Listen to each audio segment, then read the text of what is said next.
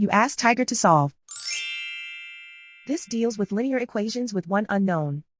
The final result is x equals 71/12. Let's solve it step by step.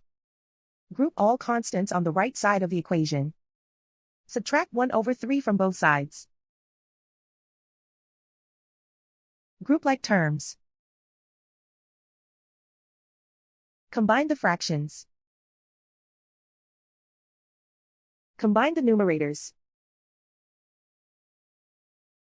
Reduce the zero numerator. Simplify the arithmetic. Find the lowest common denominator. Multiply the denominators. Multiply the numerators. Combine the fractions. Combine the numerators. And so the final result is x equals 71/12.